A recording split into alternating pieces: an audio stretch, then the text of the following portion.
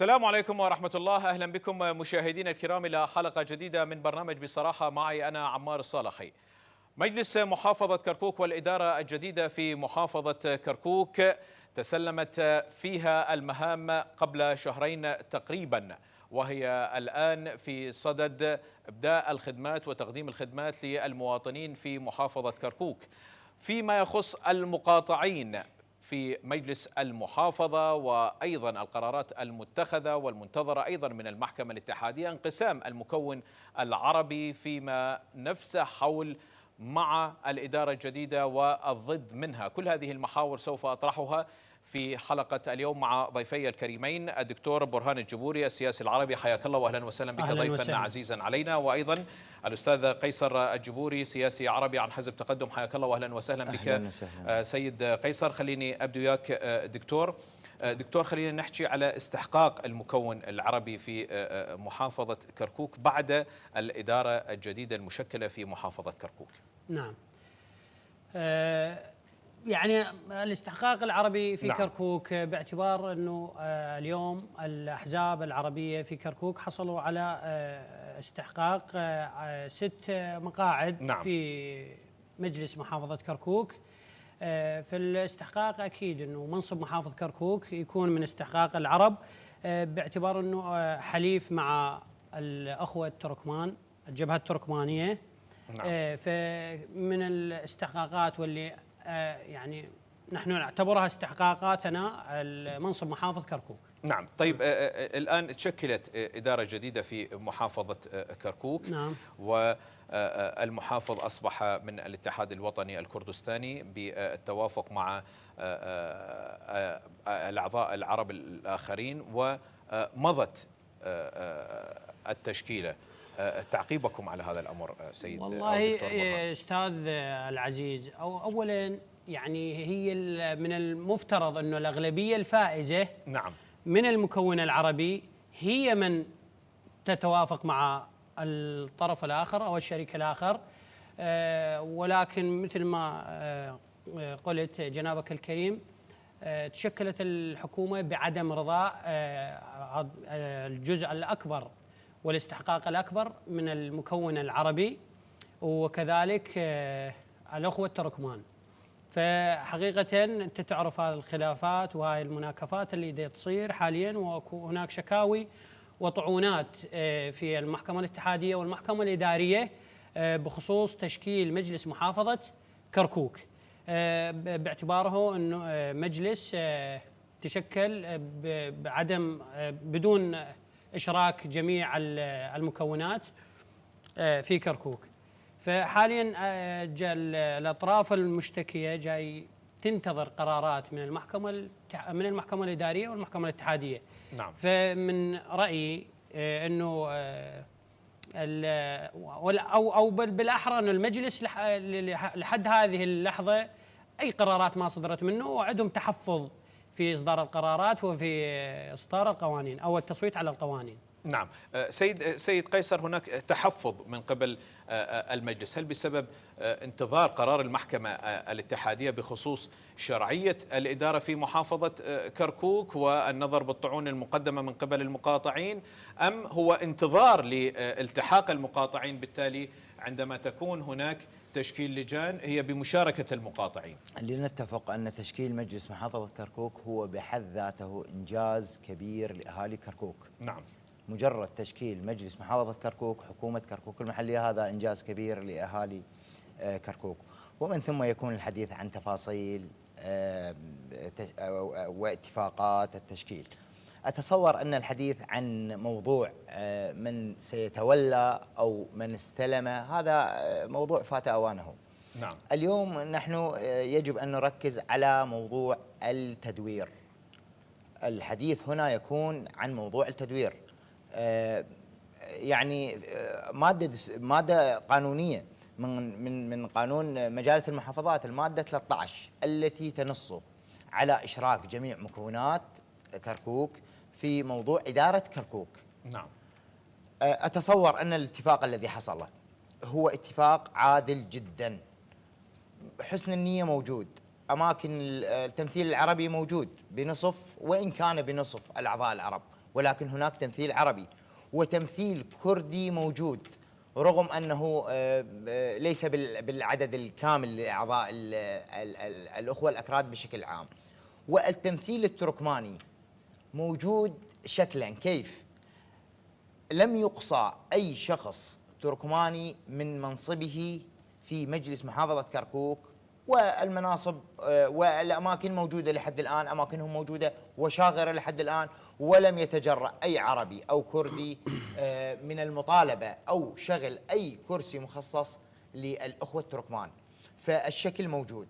أتصور أن الاتفاق الذي حصل هو اتفاق نموذجي لأهالي كركوك، لأن هذه المدينة لا تدار إلا بالتوازن.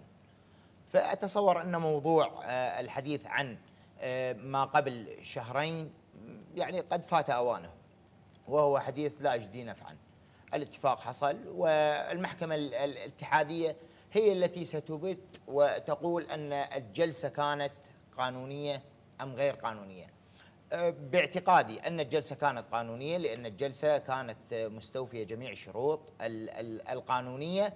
المادة 7 من قانون مجالس المحافظات الغير منتظمة بإقليم، المادة 7 نصت على أن تكون هناك شكل للجلسة. فالجلسة التي حدثت هي جلسة مستوفية الشروط القانونية من حيث النصاب، من حيث العدد الموجود، من حيث موافقة الزعماء. إذن الجلسة قانونية والحكومة مضت. دكتور برهان، ليش نرجع خطوة للوراء؟ ما هي الإدارة شكلت والمناصب توزعت، ليش ما ننظر إلى الأمام وهناك ناخبين بانتظار من يخدمهم؟ عزيزي أستاذ عمار، نعم. مثل ما ذكر أخوي وزميلي أنه انتخاب مجلس محافظة كركوك نعم. للحكومة المحلية انتخاب قانوني. أين القانونية من هذا الانتخاب؟ أولا المادة 13 تنص على أنه لا يمكن أن تتشكل حكومة محلية في كركوك إلا بعد اشتراك جميع مكونات كركوك، وهي فاقدة لأحد شروطها باعتبار الأخوة التركمان لم يشتركوا في الحكومة. طيب من ينوب عنهم كان في التوقيع؟ أستاذ، نعم. لا أحد ينوب عن أحد في هذه المرحلة، لأن الجبهة التركمانية هي من فازت باستحقاق المكون التركماني، هي من حصلت على الأصوات، وهي من مرشحيها هم الذين فازوا، فما من الممكن أن أحد ينوب عنهم. نعم. طيب هذا فيما يخص حيثية التركمان، فيما يخص العرب نفسهم. فيما يخص العرب والأغلبية اليوم أني حصلت على أصوات، نعم. بتصويت الجمهور نعم. وبتصويت الناخبين من أجل تمثيلهم في مجلس محافظة كركوك وفي إدارة محافظة كركوك. نعم. اليوم السيادة حصلت على أربع مقاعد. أين هم وأين تمثيلهم في إدارة المحلية في كركوك؟ لا يوجد لهم أي تمثيل. مضى الاتفاق بدون علم وإشراك النصف الآخر من المكون العربي باعتبارهم هو الفائز الأكبر داخل المكون العربي. نعم. طيب شروط المقاطعين، لو نتحدث عن شروط المقاطعين، نحن فلننظر إلى الأمام. اليوم أكو محافظ وأكو مجلس محافظة، نعم. مكتمل النصاب ب9 أعضاء. طيب شروط المقاطعين للالتحاق؟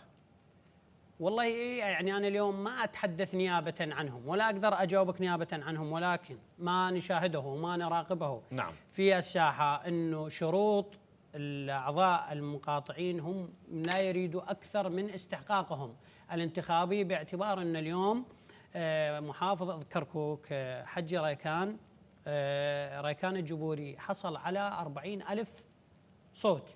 أنا اليوم كناخب أنا أطالب بالشخص اللي انتخبته. طيب يخدمه في مجلس المحافظة، في مجلس المحافظة. أنا اليوم أخدمه في مجلس المحافظة، أنا شركائي ما موجودين. أنا اليوم انعقدت جلسة مجلس محافظة كركوك دون علم كبير السن، التي يعتبر ريكان الجبوري هو كبير السن، بدون أي علم. فهذا أحد الشروط التي تخل بعدم دستورية جلسة مجلس محافظة كركوك. نعم. أستاذ قيصر، ما المقاطعين لغاية الآن يؤكدون على عدم المضي إلى الأمام، كون أن الخطوة الأولى كانت خطوة ليست دستورية كما ذكر الدكتور برهان، فبالتالي كيف نمضي إلى الأمام؟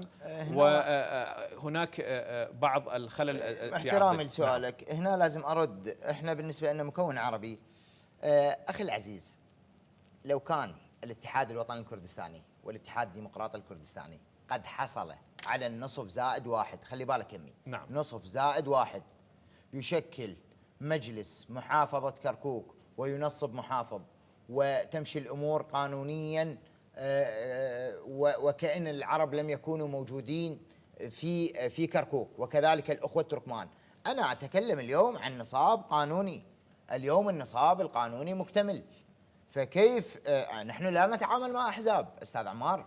الموضوع ليس موضوع أحزاب ولا موضوع عدد أصوات ولا موضوع قوائم ولا موضوع ائتلافات انتخابية في وقت الانتخابات.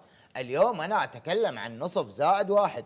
المجلس الآن حاليا المجلس في جلسة، حاليا في هذه الساعة المجلس يعقد جلسة.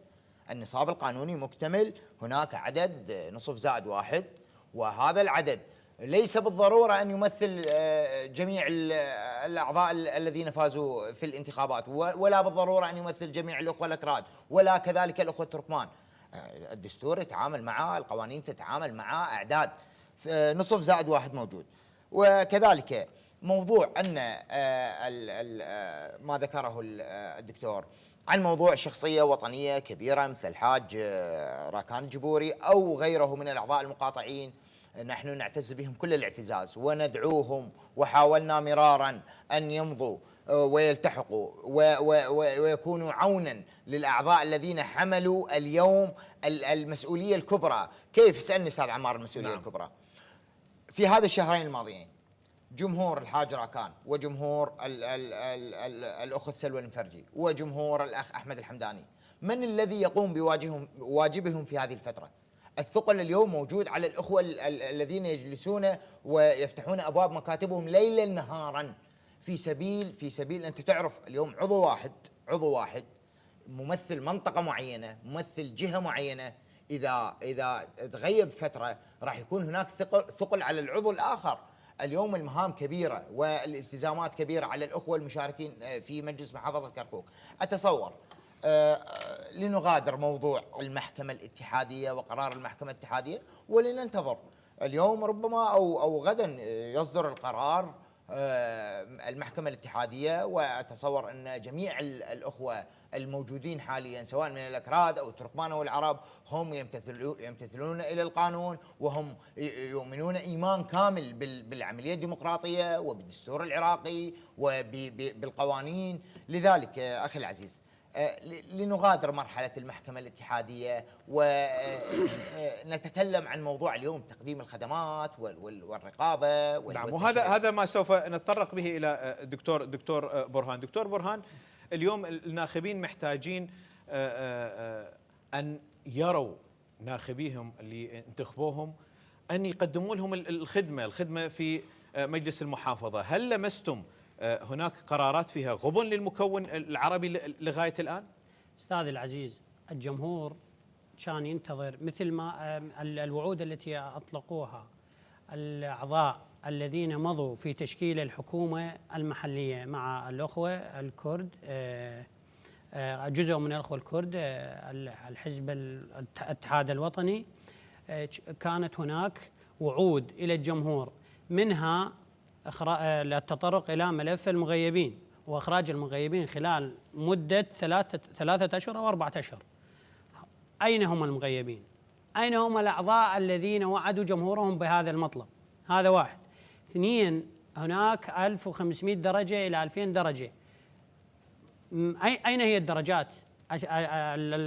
الخريج في كركوك والمواطن يريد بادرة على الأرض، يريد يشوف شرط من شروط الاتفاق. المقاطعة لا تجدي نفعا دكتور برهان. أنت ما ادخل داخل المجلس وأخذ حقوق ناخبيك من خلال اللجان ومن خلال المفاوضات. استاذ ما من الممكن انا ان ادخل في المجلس وانا كركوك مشكلتها ما يمكن أن تمضي حكومة في كركوك على مر التاريخ، على مر تاريخه من 2003 ما ممكن أن تمضي حكومة كركوك إلا باشتراك جميع المكونات.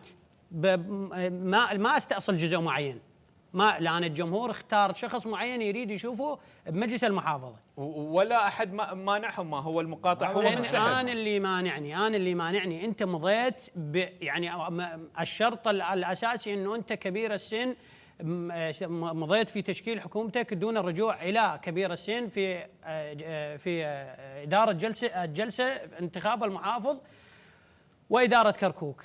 اليوم أنت خليت بالقانون وخليت بشروط تشكيل الحكومة.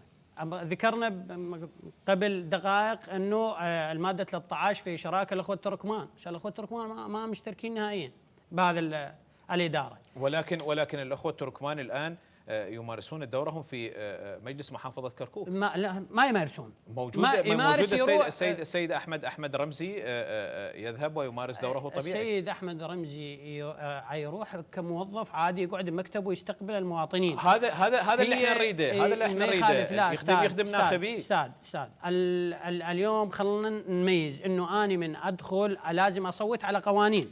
نعم.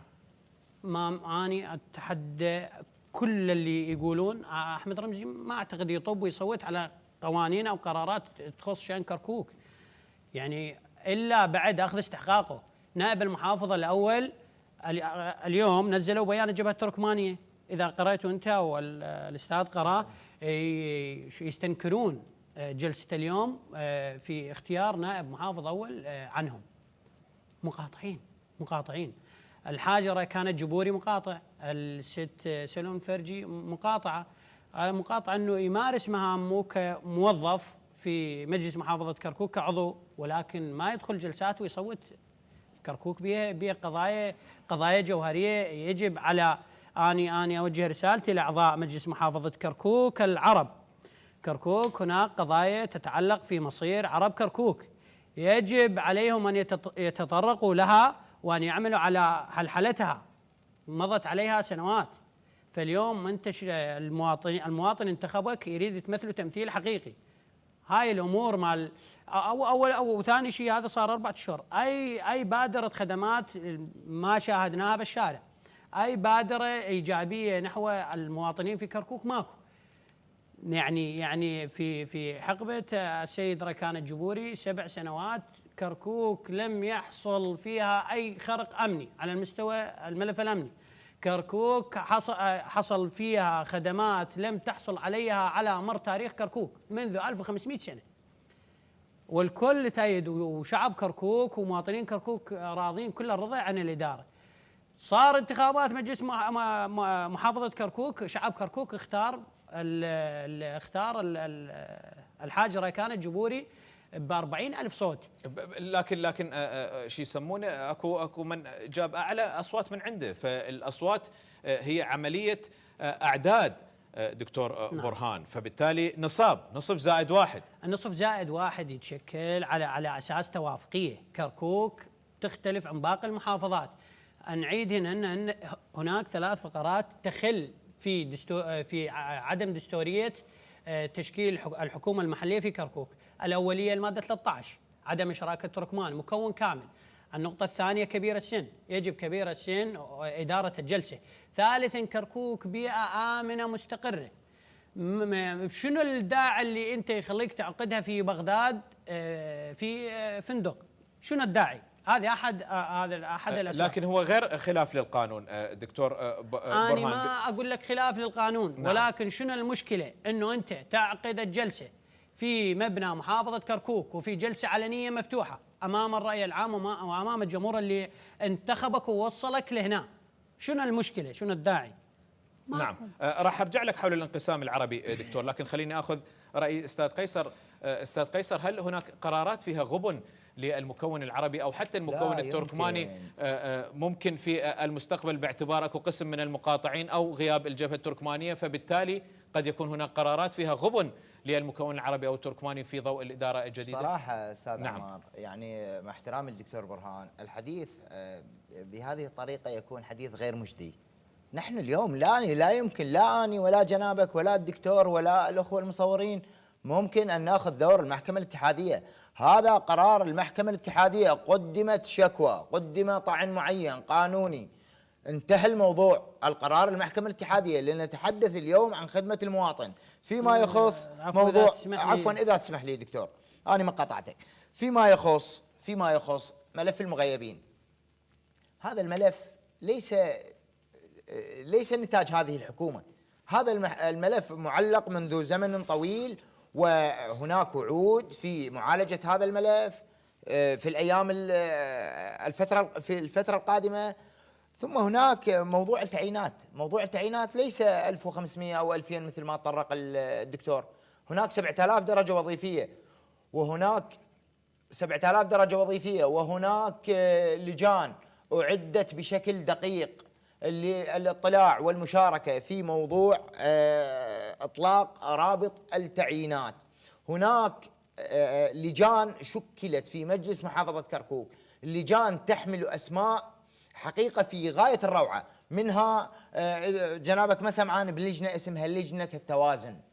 لجنة التوازن موجودة حاليا، استحدثت في مجلس محافظة كركوك. هذه اللجنة سوف تشرف وتكون الراعي الرسمي والمدافع عن حقوق المكونات بشكل عام. فيما يخص موضوع مشاركة الأخوة التركمان من عدمه، أخي العزيز صدقني لا يمكن أن نعيش بسلام دون مشاركة جميع المكونات. نحن نؤمن بذلك، ولكن الأخوة الآن ينتظرون القرار، وسوف تذكر كلامي غدا عندما يصدر قرار المحكمة الاتحادية في شرعية، ونحن متأكدون من ذلك، في شرعية الجلسة. صدقني ثاني يوم راح تلقى الأخوة التركمان ملتحقين ويؤدون مهامهم بشكل، لأن الأخوة التركمان الذين ذكرهم بخير الدكتور، الأخوة التركمان قد حصلوا على مكتسبات كبيرة في موضوع التدوير. الأخوة التركمان مشمولون في موضوع تدوير المحافظ وتدوير رئيس المجلس، وكذلك نوابهم، نائب المحافظ ونائب رئيس المجلس. ليس يعني الأخوة التركمان ما مشمولين بس تدوير منصب المحافظ، كذلك حصلوا على استحقاقات إدارية في محافظة كركوك. أنا أتصور أنها فوق الاستحقاق. هم أبناء مدينتي وأنا أعتز بهم، ولكن أخذوا حصصهم، وإن شاء الله ستثبت لك الأيام في القريب العاجل أن الأخوة التركمان قد أخذوا استحقاقهم. فيما يخص التمثيل العربي حاضر وبقوة. اليوم من يدير الملف العربي؟ يدير الملف العربي الأخوة الموجودين في مجلس المحافظة، ولا توجد فقرة قانونية تقول أن إذا نصف الأعضاء، المادة 13 ما تفسر هكذا. المادة 13 تفسر عن حقوق المكونات، أكراد وعرب وتركمان. التمثيل الكردي موجود، ليس من شأني حتى أنا التمثيل المسيحي أيضا. نعم، التمثيل المسيحي موجود.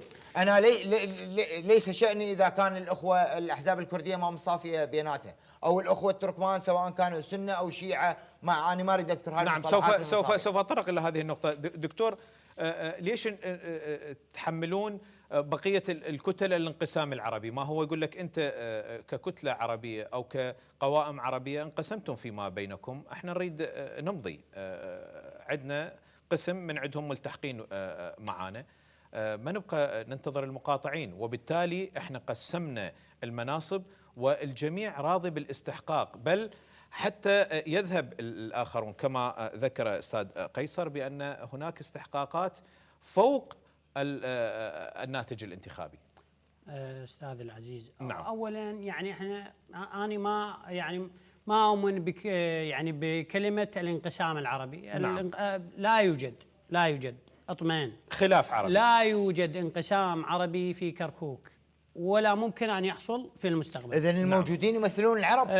احنا العفو أستاذ، اليوم المشكلة أنه الأخوة التركمان والأخوة وقسم من الأخوة الأكراد وقسم من الأخوة العرب قدموا، ما ذكر الأخ أنه المحكمة الاتحادية بتت بالقرار. أولا هذا الأمر مو من اختصاص المحكمة الاتحادية، هناك شكاوي في المحكمة الإدارية، ومن اختصاصها هي من تقرر في بدستورية أو عدم دستورية مجلس تشكيل الحكومة المحلية في كركوك. والمحكمة الاتحادية واجبها بإصدار أمر ولائي بإلغاء المرسوم الجمهوري لمحافظة كركوك. واضح هذا الموضوع الحالي في حال إذا أثبتت المحكمة أو قررت المحكمة الإدارية بعدم الدستورية. أنا أريد أرجع على هذا الموضوع. أنا أطلب اليوم من أعضاء مجلس محافظة كركوك الحاليين، عربها وكردها وتركمانها، أن يبرزوا لنا وثيقة الاتفاق بأن منصب محافظ كركوك سيكون تدوير لجميع المكونات. أين الوثيقة؟ هذا سؤال أنا أطرحه للشاشة. هذا اتفاق اطلعت عليه جميع القوى الموجودة في أستاذ العزيز، وبرعاية الحكومة المركزية. أستاذ العزيز، طيب الحكومة المركزية سيد عمار، هو هذا وقتي. الحكومة المركزية المتمثلة بدولة رئيس الوزراء لحد هذه اللحظة لم يستقبل محافظ كركوك الحالي. كيف لم يستقبل لكن استقبله رئيس الجمهورية. استقبله رئيس الجمهورية باعتبار رئيس أنا اليوم محافظ رئيس الوزراء باعتباره الجهة التنفيذية. أنا اليوم يجب أن يحصل على خدمات ومكتسبات لمواطني كركوك. هذا واحد. اثنين، المحكمة الإدارية سوف تبت بدستورية أو عدم دستورية تشكيل الحكومة المحلية في كركوك. بعدها سوف يكون رأي آخر. فلنفرض جدلا أن المحكمة الاتحادية مضت وقالت أن الجلسة دستورية. الدكتور برهان، هل من الممكن الالتحاق بالمناصب التي وزعت للمقاطعين سواء كانوا من بقية الأعضاء العرب أو حتى من الجبهة التركمانية؟ أكيد، هذا لا شك يعني الأعضاء يعني طبعا تعتبر من البديهيات. يعني شلون اقول لك، اليوم انا كعضو مجلس محافظه، انا اليوم مقتنع ادخل واصوت وارفع ايدي واصوت وانطي قرارات، يعني اشارك بالقرارات. هذا تعتمد على ذات الشخص، سواء كان هناك ناخبين مطالبين لانه انتخبوك. يعني تشكيل الحكومه في كركوك بهذه الطريقه هي بحد ذاتها خذلان للجمهور، سواء كان عربي او كردي او تركماني. اليوم الأكراد نصف شكلوا الحكومة والنصف الآخر يترقب، العرب نصف شكلوا الحكومة والقسم الآخر يترقب، التركمان لم يحصلوا على أي استحقاق من استحقاقاتهم. أنا كمناصب شكلية موجودة، ولكن أنا أريد تطبيق على أرض الواقع. أنا اليوم أريد ثاني شيء، أنا هاي المناصب اللي جاي يقولون مكتسبات، أنا اليوم عندي 33%، 33 ب 33 ب 33. أنا هاي المناصب حاصل عليها بدون ما نية أحد، الطرف اللي تدعي الأطراف إنه اليوم المكون العربي حصل على استحقاقات ومناصب ومكاسب. دكتور لعد، احنا هاي استحقاقاتي هذه. ليش نسوي انتخابات لعد إذا هي جاية؟ أنا استحقاقاتي هذه استحقاقاتي أنا أحصل عليها، وهذا تمثيل كمناصب أنا لازم أخذها. بس كتمثيل في داخل قبة مجلس محافظة كركوك، أنا اليوم من أدخل ب6 أعضاء وأصوت على قرارات مصيرية، يعني قرارات تخص جمهورك يترقبها على مر السنين. هل من الممكن أن تتخذ هكذا قرارات ضد المكون العربي في ضوء وجود 3 أعضاء من العرب؟ أي من الممكن. أنا اليوم قرارات أنا اليوم أدخل ب6 أعضاء لو أدخل ب3 أعضاء هيو أحسن. أنا طبعا أدخل ب6 أعضاء وأصوت، أما أنا الطرف المقابل أنا 6 أعضاء. أي قرارات اليوم أنا عندي فرضا مدير عام دائرة معينة، بغض النظر عن اليوم هذا من مضى 4 أشهر مدير عام، أنا اليوم من فد أمر معين صار ما أريد أصوت عليه ب6 أعضاء، أنا أو أزيحه عن منصبه لو ما أزيحه، أبدله لو ما أبدله. فإحنا كنا نأمل ونطمح إنه المكون العربي يدخل بقائمة واحدة ب6 أعضاء. ما هذا الشيء لم يحصل حتى قبل الانتخابات، ما هو المفروض أصلا بالانتخابات يدخل العرب بكتلة واحدة، ليش ما سووها بقائمة واحدة؟ لا، القائمة واحدة، يعني أنا كنت قريب على هذا الموضوع. القائمة واحدة ما كانت، يعني لو قائمة واحدة ما نحصل على هذه المكتسبات، إنه نحصل على 6 أعضاء من أصل 13 عضو أو 16 عضو، ما نحصل عليه. فكان قائمتين كان احسن وافضل، ولذلك حققت نتائج بنصف عدد مقاعد مجلس المحافظه. نعم. سيد قيصر، لو نفترض جدلا بان المحكمه الاتحاديه ردت، هل التحالف قائم ما بين الاعضاء الملتحقين الان مع بقيه الكتل؟ في الحقيقه قبل الاجابه على هذا السؤال، نعم، العرب حصلوا في هذا الاتفاق اللي احنا نعيشه اليوم، اللي تشكل على اساسه مجلس محافظه كركوك. العرب حصلوا على ضعف نسبه 33% واكثر من المناصب اللي موجوده في محافظه كركوك.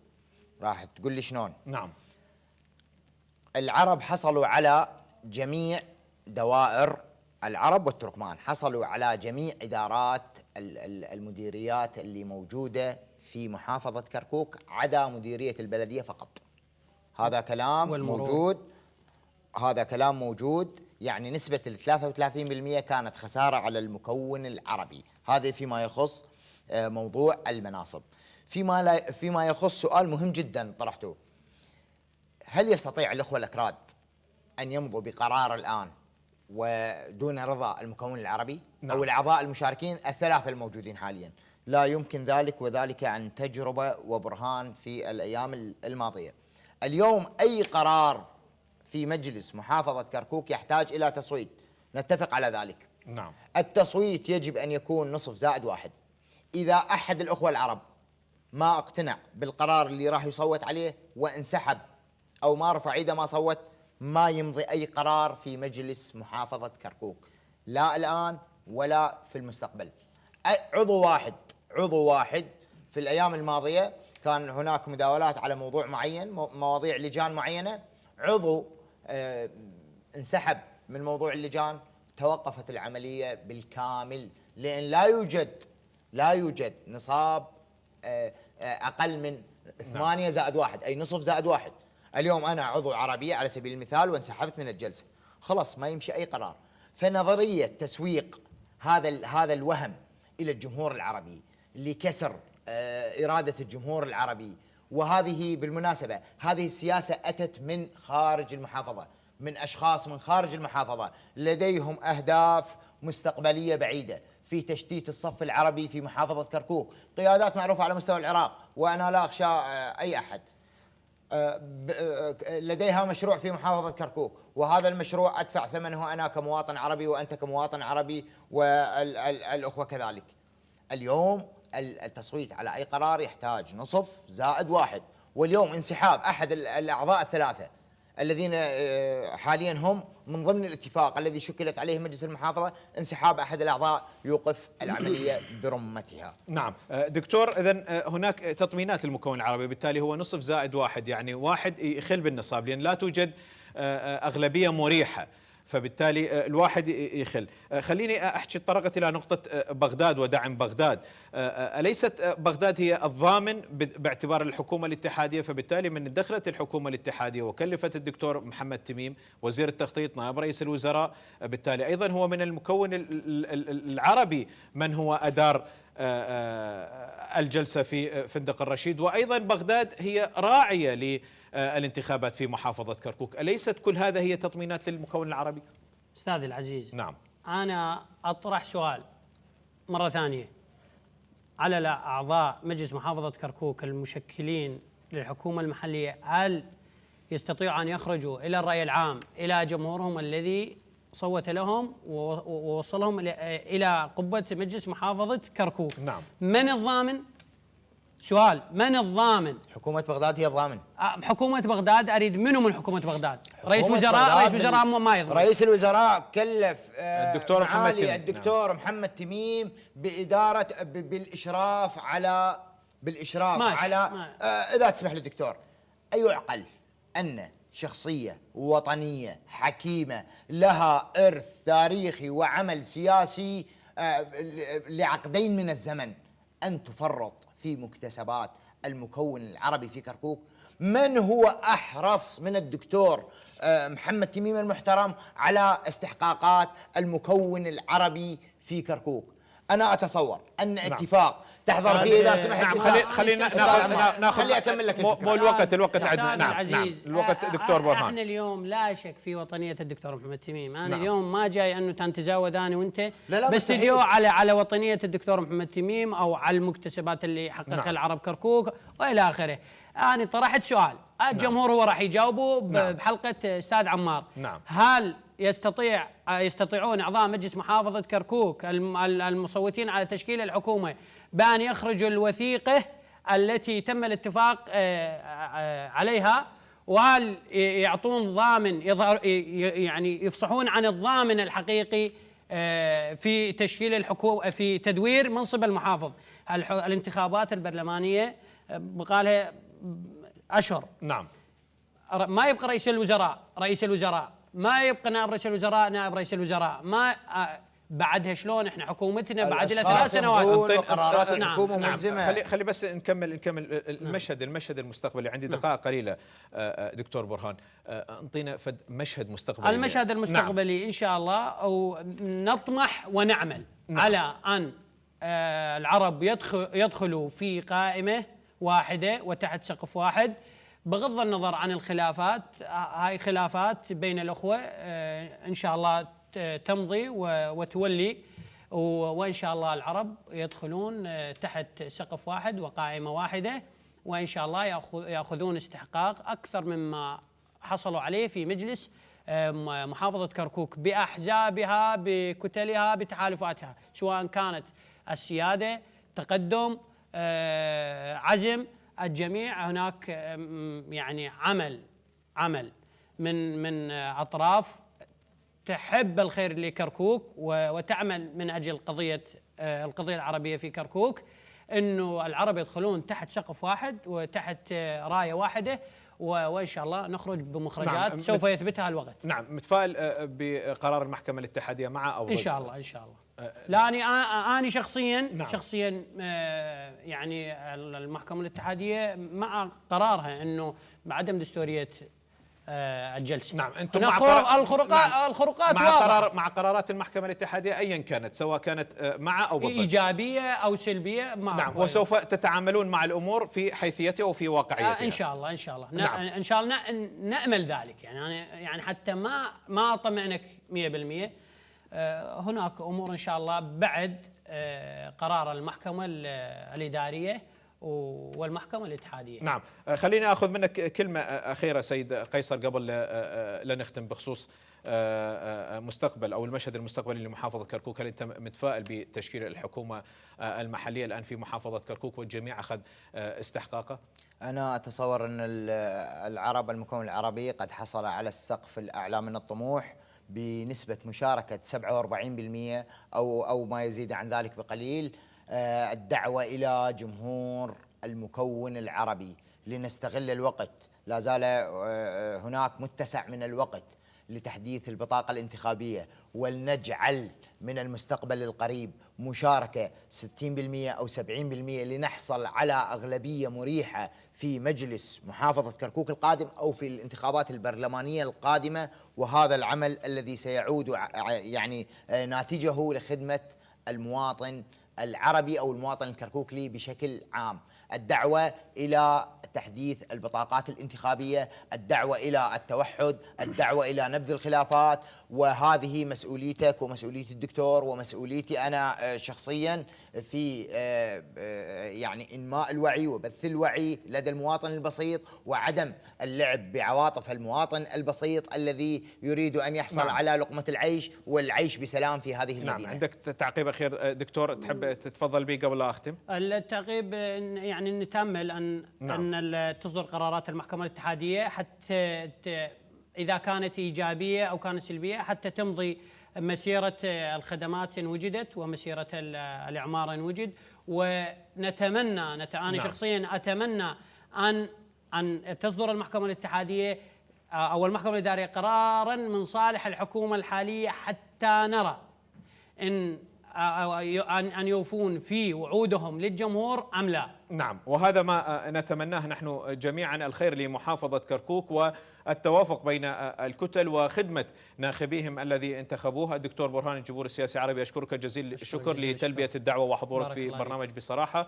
أيضا الشكر موصول للأستاذ قيصر الجبوري سياسي عربي عن حزب تقدم، أشكرك جزيل الشكر وشكرا لتلبية الدعوة. أيضا مشاهدينا الكرام الشكر موصول إليكم، ونأمل كل الخير لمحافظة كركوك وإلى كل المواطنين في هذه المحافظة التي دائما ما وصفها فقيد الأمة الرئيس الراحل مام جلال بأنها شدة الورد. نتمنى لها كل الخير. تحياتي وتحيات فريق العمل، السلام عليكم ورحمة الله وبركاته، إلى اللقاء.